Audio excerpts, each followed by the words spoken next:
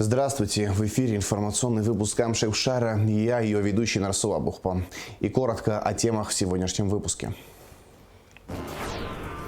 Русское слово о стране души. Сотрудничество Абхазского госуниверситета и Московского института мировой литературы имени Горького приносит результаты.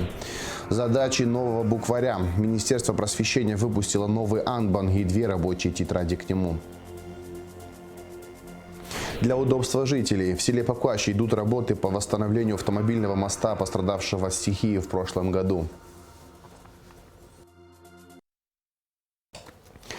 В Сухумском городском суде продолжается судебное разбирательство по делу смерти Анзора Тарба в стенах МВД. На очередном заседании была допрошена потерпевшая сторона, сестра убитого Анзора Тарба Аида Тарба. Напомним, что на скамье подсудимых по делу о гибели Тарба Бадри Жикерба, Аслан Чедия, Адгур Аутлев и Виталий Кулов.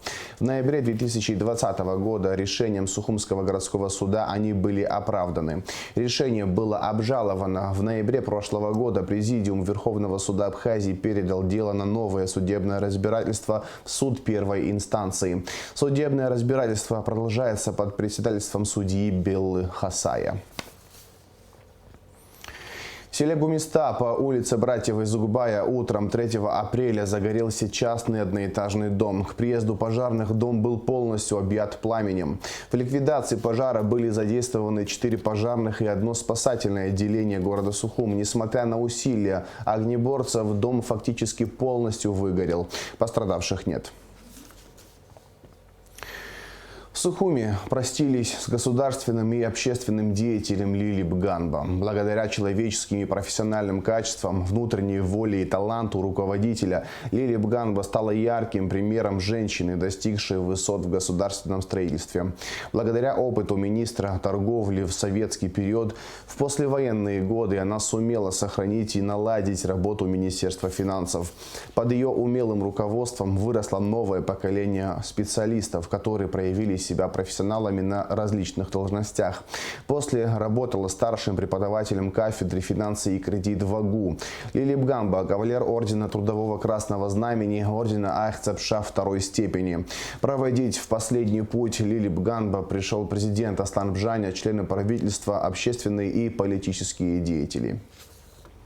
Лилия Дугужевна в разные годы являлась членом КПСС, Абхазского обкома Компартии Грузии, Президиума Совета Министров Абхазской ССР, избиралась депутатом Верховного Совета Абхазской ССР 9, 10 и 11 созыва. Работала в должности министра финансов Республики Абхазия.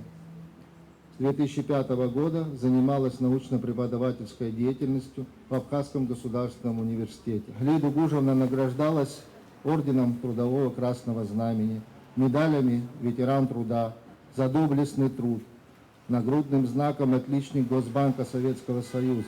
Указом президента в 2004 году за долголетнюю безупречную работу финансовых органов Лилия Дугужевна была награждена орденом Ахцепша 3 степени. В 2017 году Лилия Дугужевна была награждена орденом Ахцепша 2 степени. Историк, академик Академии наук Абхазии, экс-спикер Народного собрания Валерий Кварча обратился с посланием к народам Украины, Грузии и стран Запада. В послании выражается обеспокоенность происходящими на Украине событиями и призывами об открытии в Грузии 2-го фронта против России. Валерий Кварча приводит историю возникновения абхазской государственности, начиная с создания Абхазского царства в эпоху Средневековья до признания независимости нашей страны Российской Федерации. Он кратко описывает самые важные события, произошедшие в указанный исторический период, рассказывает о конкретных фактах, подтверждающих, что Абхазия по территории, истории, культуре и языку не есть Грузия и никогда ее не была. Независимость Абхазии – это результат многолетней борьбы абхазского народа за восстановление своей государственности и возрождение своего государства. В этой борьбе плечом к плечу с абхазами стояли и будут стоять все абхазо-адыгские народы и другие народы Северного Кавказа, подчеркивает в своем послании Валерий Кварча. В завершении историк выражает надежду, что страны постсоветского пространства, прежде всего Грузия и страны Запада, последуют примеру России и других государств, признавших независимость Республики Абхазия. АГУ вновь принимает друзей. В эти дни там находится делегация ученых Московского института мировой литературы имени Горького. Возглавляет делегацию уроженка Абхазии, доктор филологических наук, заслуженный деятель науки Абхазии Марина Щербакова. О сотрудничестве двух вузов, о любви к малой родине и о том, как это вылилось в творчество и издание книг об Абхазии в репортаже Гугуцы Вардани.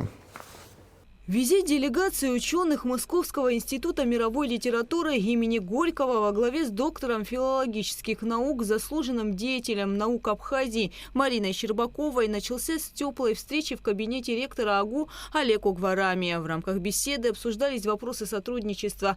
Олег Огварамия подчеркнул, что в университете всегда рады видеть друзей. Очень приятно видеть таких гостей в нашем университете. Приезжали делегации и были на 90-летие университета. С такими друзьями не пропадем. Далее в аудитории началось общение со студентами. Доктор филологических наук, член Союза писателей России Марина Щербакова родилась в Абхазии. Ее мама занималась строительством тоннелей железной дороги, а папа – строительством дороги на озеро Ридза. Затем семья переехала в Сочи. Чуть позже Марина Ивановна все же приехала на родину. Переломным моментом для нее стал 2003 год. В послевоенное время Институт мировой литературы, где работает Марина Щербакова, поддержал Абхазскую академию наук. В 2003-м 10 сотрудников вуза по приглашению тогдашнего директора Института гуманитарных исследований Василия Авицба приехали в Абхазию. Вместе они организовали большую масштабную конференцию. Увидеть послевоенную Абхазию со следами пуль, осколков и выбитыми окнами, траурными плитами на Гумисте для Марины Ивановны было потрясением. Когда пересекли границу, вы знаете, все, я ничего не видела, слезы, потому что только 10 лет прошло после войны. И с этих пор, и тогда меня познакомил Василий Шамонович с Региной. В результате поездок Марина Щербакова взяла к себе на стажировку, а впоследствии и в аспирантуру выпускницу АГУ Регину Авицба. Для диссертации девушки была выбрана тема, связанная с Абхазией – Торнау – воспоминания кавказского офицера. В процессе совместной работы Марина Ивановна выявила много тем об Абхазии, которые можно исследовать. Регина защитилась. Но Абхазию нельзя оставлять. Так возник план издания книги «Абхазия в русской словесности». Первый том был выпущен уже в 2021 году. И это не только литература, это воспоминания, письма, документы. Все, что написано об Абхазии в 19 и 20 веках. Абхазия глазами русских исследователей и путешественников. Земля апостольской проповеди. Страницы истории Абхазии в документах отдела рукописей Российской государственной библиотеки. Так называются материалы, собранные в книге. Второй том находится в разработке и выйдет в 2023 году. На сайте Абснотека можно ознакомиться с электронной версией книги. В издание большой труд вложили абхазские и российские ученые. Так красиво оформлено, твердые обложки. Но если мы назвали том 1, то и том 2 должен выйти. И должна вам сказать, что сейчас уже последние статьи мне корректор присылает, и мы его выпускаем. Но в 2 раза больше авторов, в 2 раза больше, в 1,5 раза больше объем. О чем это говорит? О том, что это нужно. В рамках сотрудничества между АГУ и Институтом мировой литературы возникла идея проводить совместные семинары со студентами и преподавателями. Но началась пандемия. Однако она еще сильнее укрепила этот процесс. Лекции перевели в онлайн-формат. Именно пандемия, именно Zoom поспособствовал тому, что на просторах интернета, в Zoom, у нас активно и очень плодотворно заработал наш абхазский семинар. Благодарны Регине как организатору, и, конечно, и Владимир Константинович, и Василий Шамонович, активные участники, авторитет которых привлекал нам больших ученых, деятелей абхазской культуры. 9 марта 2023 года указом президента Абхазии за весомый вклад в абхазоведение и укрепление научных связей между Абхазией и Россией Марине Щербаковой присвоено почетное звание «Заслуженный деятель науки Республики Абхазия». Гугуца Вардани, Михаил Братухин, Абхазское телевидение. Новый Анбан. Министерство просвещения выпустило новый букварь для дошкольников. Авторы книги Ада Кварчеля, Земфира Цвижба и Ирина Кутелья. Старшим группам в детских садах и подготовительным классам в школах учебники и рабочие тетради к нему будут розданы бесплатно. Все детали у Шазины Ханагу. Яркий, красочный букварь «Анбан» собрал в себе многолетний педагогический опыт и эффективную инновационную методику обучения чтению. «Анбан» поможет выучить ребенку буквы и научиться читать. В книге представлены красочные иллюстрации, которые помогут быстрее и проще воспринимать информацию и не дадут заскучать во время обучения. «Анбан» для детей дошкольного возраста соответствует современным требованиям. Книга удобна для изучения языка как детям, владеющим абхазским, так и тем, кто им не владеет. Требования времени, запрос, да, на который, вызов, на который мы сегодня должны были отреагировать и такое вот принять для нас не очень непростое решение. Учебник должен быть в первую очередь такой многоплановый, многофункциональный. То есть здесь многозадачность должна быть. Проблема абхазского языка, вы знаете, даже в абхазских школах. Дети не владеют своим родным языком. Это тоже проблема. И поэтому, чтобы решить эту проблему, мы решили вот сделать такой более универсальный учебник и для владеющих абхазским языком, и для невладеющих абхазским языком. Слова в учебнике соответствуют современному лексикону. Авторы пытались избегать архаизмов и подготовили его в соответствии со спецификой абхазского языка. К букварю прилагаются 2 рабочие тетради. Одна тетрадь будет с такой специальной поверхностью, с ручкой, которая будет для многоразового использования, потому что именно в этот период, в 5-6 лет, цель преподавателей в первую очередь поставить правильно руку ребенка. Недешево выходит, правда, но что касается абхазского контента, здесь мы экономить не имеем права, это четкая позиция министерства. Еще у нас будет счет. То есть тоже такое небольшое пособие, это такое пособие, вводная часть в математику, где будут тоже какие-то элементарные понятия на абхазском языке, но это все в такой легкой, доступной форме. Задача «Анбана» – ввести ребенка в мир букв, научить читать на родном языке. Именно с этого учебника начинается путешествие каждого человека в мир знаний.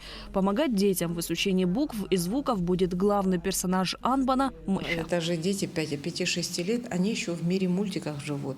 Это их такая вот жизнь, неотъемлемая часть.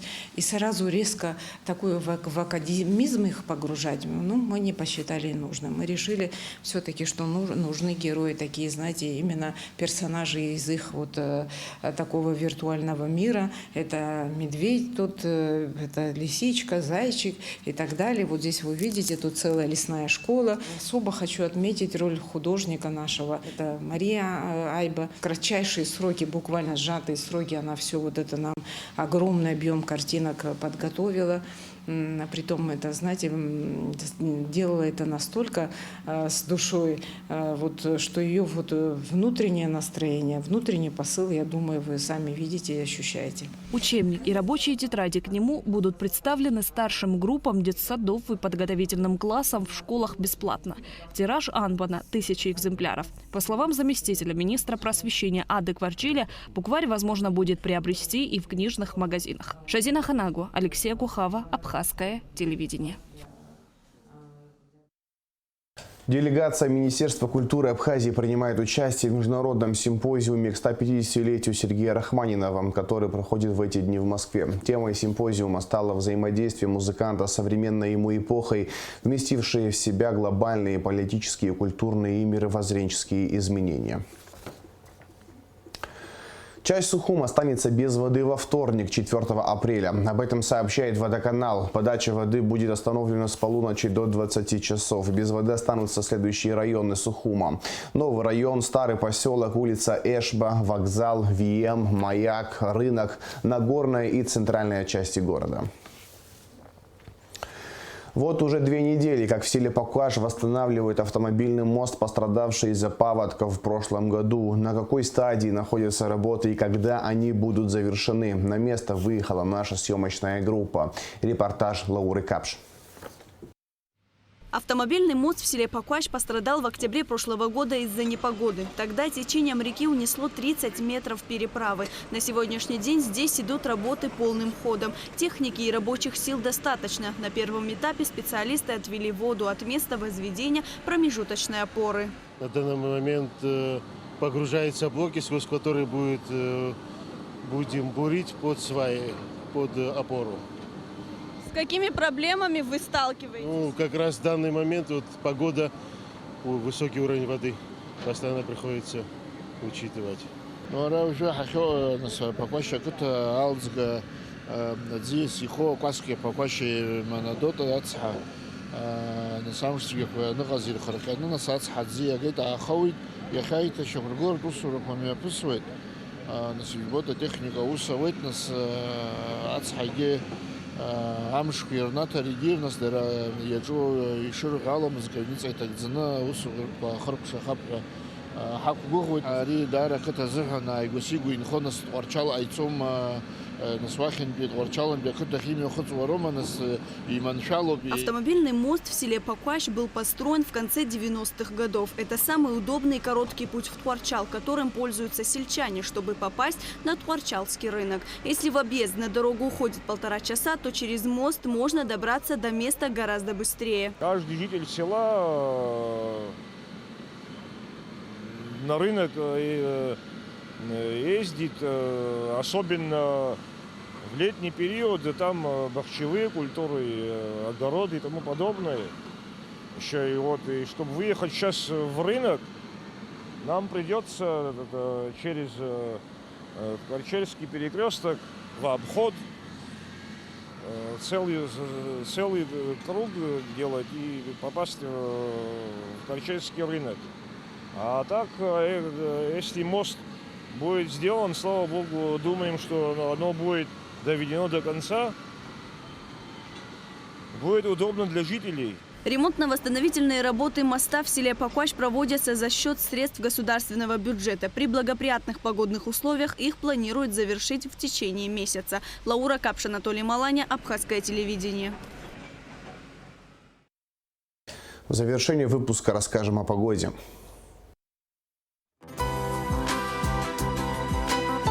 По сообщению Гидрометцентра, во вторник, 4 апреля, на территории Абхазии не ожидается осадков. Местами возможен туман. Температура воздуха ночью 6-11, днем 20-25 градусов тепла. Температура морской воды плюс 10 градусов.